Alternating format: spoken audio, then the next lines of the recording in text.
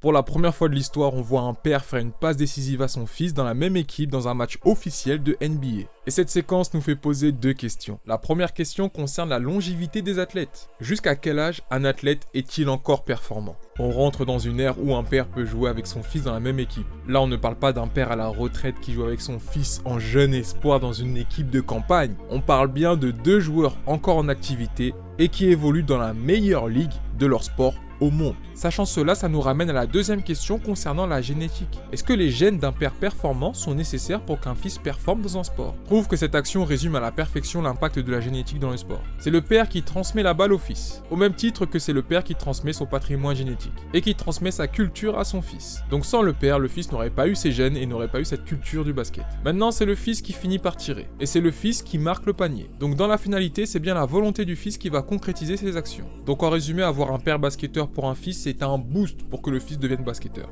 Mais lorsque tu boostes le chiffre 0, ça fait toujours 0. Donc pour que le boost du père soit efficace, il faut que le fils le soit également.